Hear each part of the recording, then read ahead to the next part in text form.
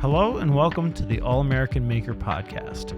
My name is Brendan Halbum, and today my guest is Jessica Thesinge, who is the owner and maker at Mean Mugs Pottery in Salt Lake City, Utah.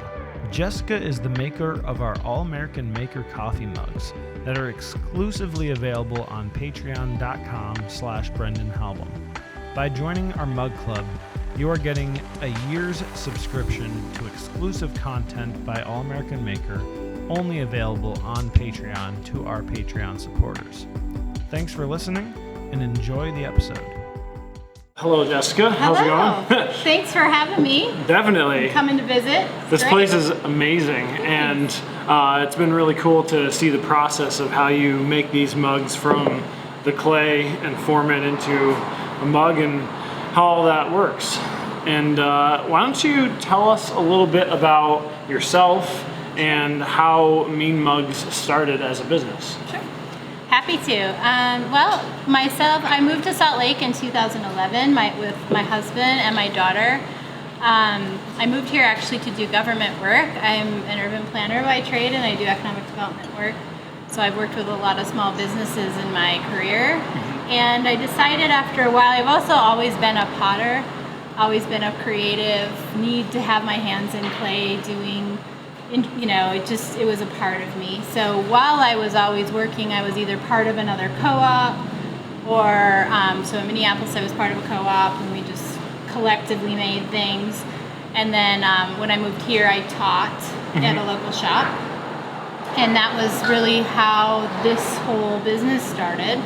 I taught with a woman named Judy Nelson, and we appreciated each other's work, and there was an opportunity in the marketplace, and Judy was approached to make some mugs for a growing company here in town, and she approached me with this opportunity, and so that was the birth of Mean Mugs Pottery. And her son, Rory McCarthy, actually came up with the name for Mean Mugs, and then we went through a branding process and just, tried to figure out, what does that mean to us? And to us, it meant mugs with meaning. We make mugs that really enhance the meaning of what we, our place in the community, but also great companies doing great things. Definitely. So what got you into pottery originally? That's an interesting question. I've always made things. So even as long as I can remember, I remember being 7 years old and making those friendship bracelets. Yeah. Right? And we had this shed in the backyard, and I had this vision that I was going to turn this shed into a shop. And then I started making lots of friendship bracelets and realizing, oh my gosh, there's a lot that goes into this, and I don't think I can make enough to sell these. I won't have any inventory because they take hours and hours and hours. Anyway, so I think that really, I've always liked making things. I've always had this spirit of entrepreneurship in my blood. And so I continued to do a lot of art classes. I've always sort of been right and left brain. I can do the business thing, but I also need to have my hands making stuff. It's calming. Right. And I picked up pottery. I did sculpture in high school, and then I picked up pottery probably the last year in high school, and then college. Took some classes. And then anytime my husband and I would travel, I would find a potter. And so the last stint was in 2007. I studied in Ecuador with the father-son team and learned some other techniques in pottery. Wow. Came back here, started teaching just to keep my hands in it because I had a pretty stressful job and thought, well, this is really a way for me to keep my fingers in clay and meet some people and share my craft. And I didn't even keep anything. For 3 years, I created pots and just recycled everything. It was more about the process to me than the actual outcome. Yeah. So, and then, we started this company. So I'd been a potter, I had, 20 years before. Wow. It was in my late 30s when we started this company, and I'd been doing it since my teens. So a while before I took it super seriously. Yeah, definitely. But it's fun. I mean, what I learned about running this company was that my strength really is in the glazing. I've always loved opening the kiln. It's like Christmas, you know? It's like everything's shiny. To see the final reveal. Totally, you know, because there's so much that goes into it. There's so many variables, and they can be devastating sometimes. Right. And the loss and it can get to you, but that final piece is like, okay, that they made it. And when I took a year to develop the glaze process and learn, and I would not consider myself an expert at it, but I did enough to learn the process and develop our own chemistry so we could have that as part of our company. Right. And it was really worthwhile, and I really love that part. I love mixing like things that are all white powders and they turn into pinks and purples, and wow. You never know what they're gonna look like before. Is it based on like minerals and things in? Yeah. So oxides, minerals, clays, you mix them all together. They heat at different temperatures, so you really, we have a certain temperature we like to aim to fire everything at here, so everything we make has to fire to that temperature, so we use fluxes and frits and other things to counterbalance the silicas. The silica fires at a much higher temperature. Right. So we have to, there's a lot of chemistry involved. And I'm not a chemist. I'm an amateur chemist at this point, so it's been really fun. Oh yeah, definitely. So, like, what would you say your vision for the future is for this business? Like, I know you've told me that you would much prefer it to stay small instead of grow to a large company. Where do you see this business going? So I would like to create a culture, a company culture. We are moving, so I am moving the facility to keep the business small, but also it's really important to me that the artisans that work with me or part of the company have a stake in it. So, sorry about that. I really believe that everybody should be paid at least a livable wage, that there's profit sharing and give back as part of the company culture. Right. And that's how I want to stay. And I think kind of taking a couple steps back to regrow the company, kind of start over and figure out that playing field, that platform, I think is a really good place to be at this point. So Definitely. I can just take small chunks as I can handle it. Yeah, So, growing your business and figuring out how you want it to look like in the future and working towards that now while you have that luxury versus kind of growing and then being forced into figuring it out. Exactly. Yeah. And there's a lot to be said for that too. I mean, really, the first couple years we were drinking from a firehouse and we were so willing and eager, every one of us. And there's so much beauty in that. And there's also a lot of stress in that. Right. When you don't know where you're going, you can't get yourself there. Yeah. And so I think we all struggled with that. It was like, and just the learning process and understanding the losses and the atmosphere, and we don't have air, and sometimes it's 120 degrees in here. Right. Oh, the kilns actually react to that. Who'd have thunk? Our glazes react to that. So much learning. And I'm so grateful for that because I think it allowed me the ability to actually be able to sit here and talk to you and say, yeah, I think I really, really appreciate and am so grateful for that experience and the companies that worked with us while we were going through that process. And now I think I can actually kind of create a goal and have some experience that will get me to that goal. Yeah. So what would you say is like the maybe one major thing that you've learned as a small business owner that you would love to share with other makers and people who maybe eventually want to start their own business? I think there's two things. Okay. The first thing is really going into it as a business, and that means just really being responsible and understanding how much things are going to cost. Understanding your price per item, your cost of goods sold. You have to know what it costs you to make something in order for you to sell it. Oh yeah, definitely. So there's that, and that takes a minute. And it fluctuates. You know, if you have a giant team of people set up, your costs are probably going to go down. Right. If your team is super efficient. But, you know, there's ways to kind of map that out and have a good projection on, you know, a good handle on, you know, how much your raw materials are costing and things like that. So that's important.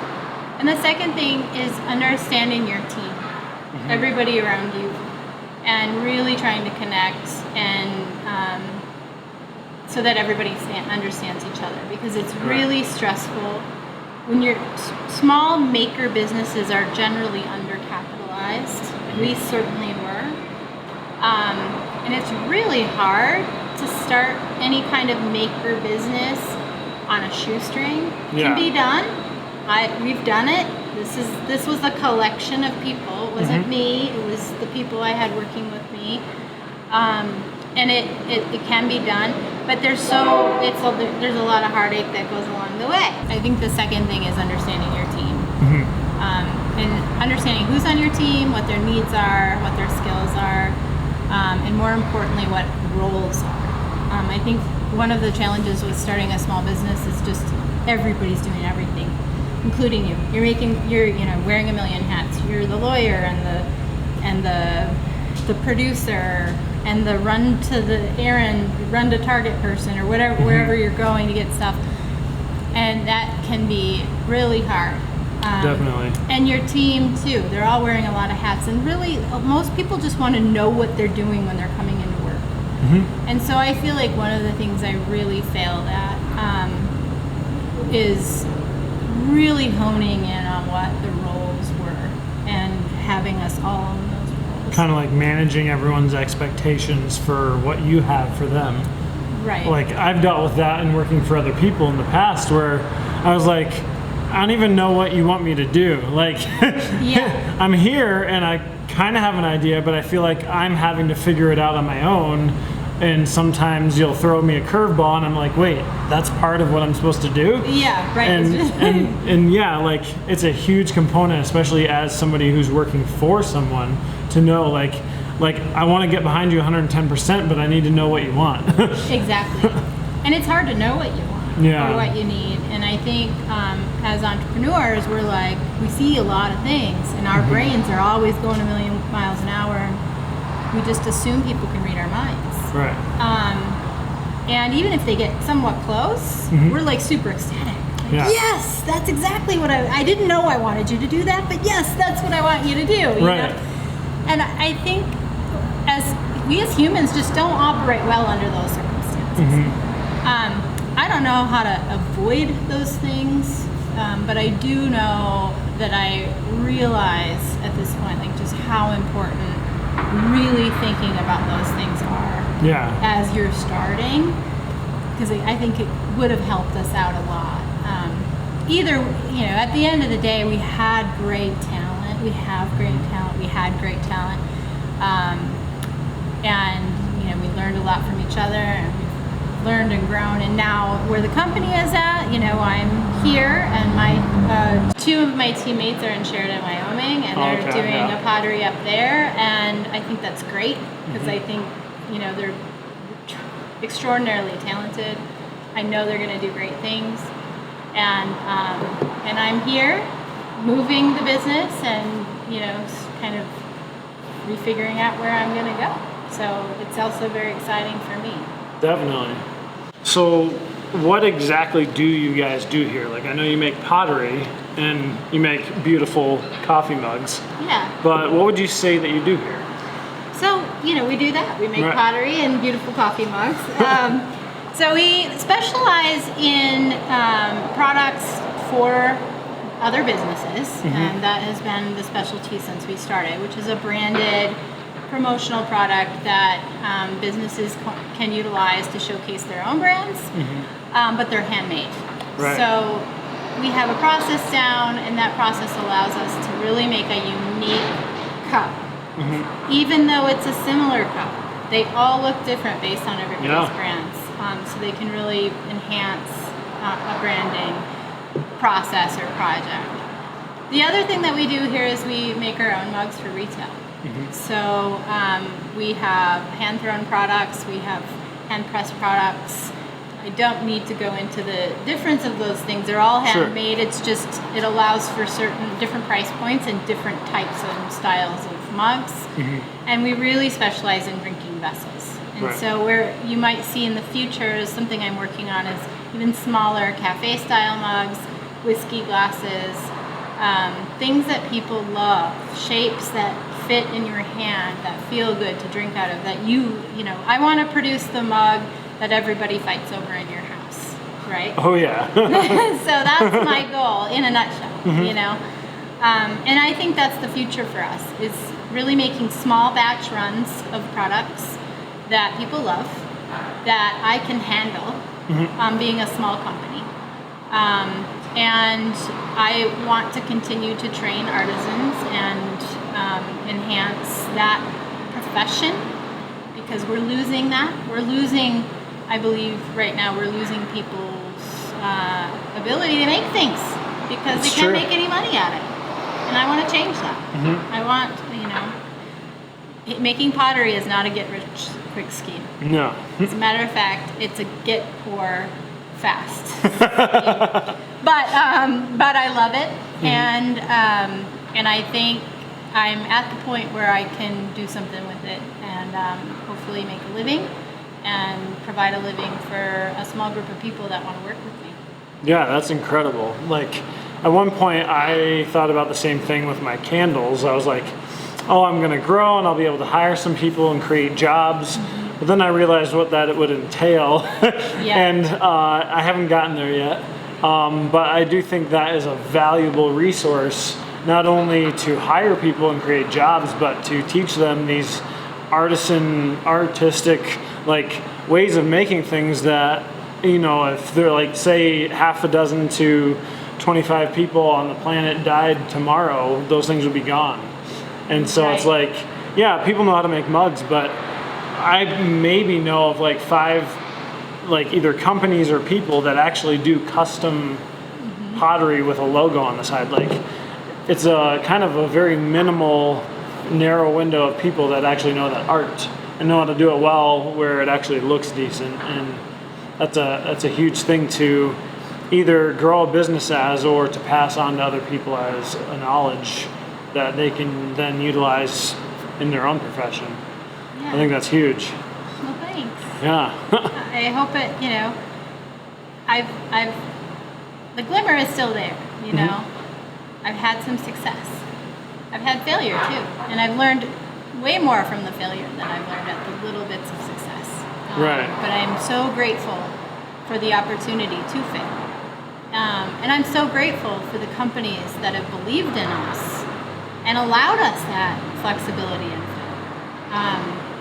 We've always tried to, you know, be upfront and honest about our process, about the timeline, about the costs involved, mm-hmm. and I really think that has what's allowed us to keep those relationships intact. You know, we're very straightforward. You want this color? This might happen, right? And it might mean mugs are gonna take longer. We're gonna lose some things. So, yeah, I really want to stick to that plan and stick to that process and stay here and do what I do and see what happens. Definitely. Work hard.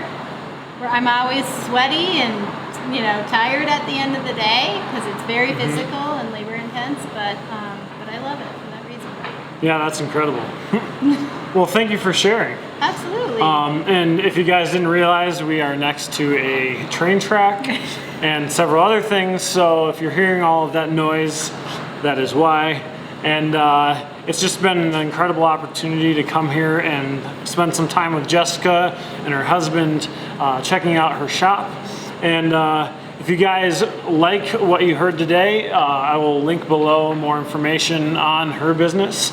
And if you own a business that would like custom mugs, this is the perfect lady to come to.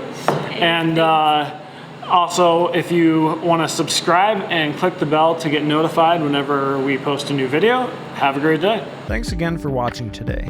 If you guys want to get one of these exclusive hand-thrown pottery mugs by Jessica, you can head on over to patreon.com/BrendanHalbum and sign up for the Mug Club today. You will get not only exclusive content only available to our Patreon supporters, but you will get this incredible mug that is 100% American made. Thanks again, and remember to subscribe and click the bell to get notified whenever I post a new video. Have a great day.